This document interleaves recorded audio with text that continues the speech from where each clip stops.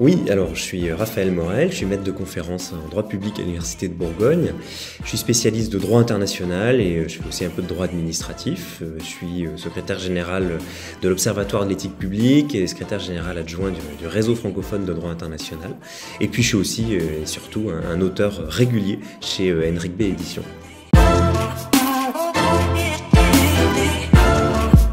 Alors c'est vrai que le titre des contre annales de droit public est un peu provocateur. Il ne s'agit pas de s'inscrire contre les annales qui circulent et qui nous ont tous aidés quand on était étudiants. L'idée c'est plutôt d'utiliser le raisonnement inverse de celui des annales. Alors c'est quoi le principe des annales? C'est des sujets qui sont proposés et puis leur correction, ce qui permet de voir si on était dans l'erreur ou si on était plutôt sur la bonne voie. Et les contre-annales, elles proposent non pas de partir d'un sujet mais de l'erreur elle-même pour apprendre à plus jamais la commettre. Et donc pour ça, on va décortiquer l'erreur, on va chercher à comprendre pourquoi elle a été commise, comment elle a été commise, et puis on va inventer des moyens pour retenir la bonne information, en essayant d'être un peu drôle, parce que ça aide souvent à mieux marquer les esprits. Donc on va passer par des moyens mémotechniques, par des raisonnements par l'absurde qu'on va facilement retenir, etc. En gros, il y a 3 axes qui ont guidé l'ouvrage.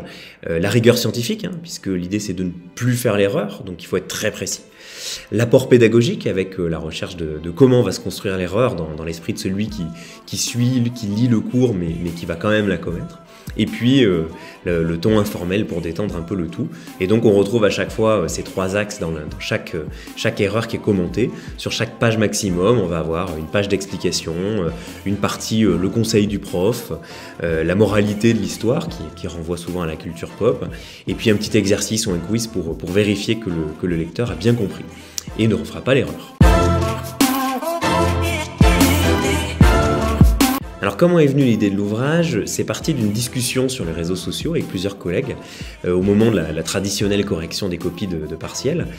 Et avec Anne-Laure Chaumette, qui est maître de conférence à l'Université Paris-Nanterre et qui est co-directrice de l'UFR droit d'ailleurs, on s'est rendu compte que plein d'erreurs étaient récurrentes et qu'il était possible de les éviter assez facilement.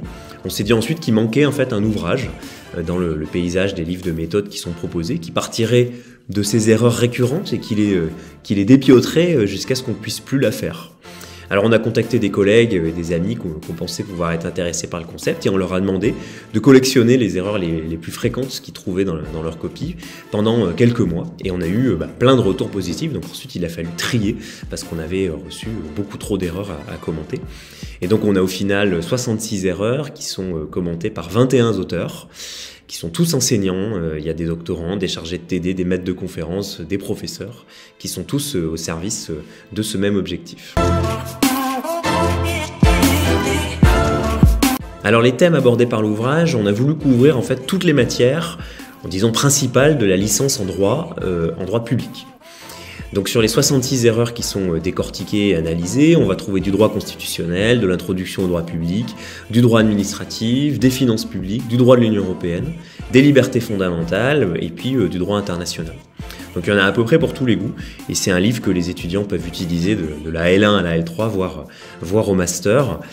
Et on se dit que si tous les étudiants de droit et d'AES en France évitent les 66 erreurs qui sont présentées pendant leurs études, et ben ça va faire le plus grand bonheur de tous les enseignants, on en rêve tous en fait. Alors mon erreur préférée, je sais pas, il y en a beaucoup. J'aime beaucoup celle qui dit que le 6 novembre 1982, Charles de Gaulle demande au Conseil constitutionnel de dissoudre le gouvernement. C'est une des erreurs qui est commentée et c'est une erreur que j'ai trouvée dans une copie qu'on m'a rendue.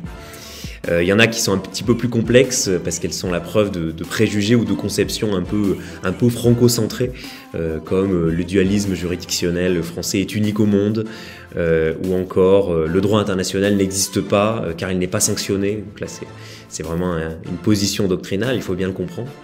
Voilà, mais ce qui est plus intéressant et drôle, c'est le traitement de ces erreurs qui est fait par les auteurs qui ont rivalisé d'ingéniosité et qui ont souvent été très très drôles pour arriver à marquer les esprits. Donc vous allez avoir des références et des citations à Camoulox, à Kaamelott, à Star Wars, à Harry Potter.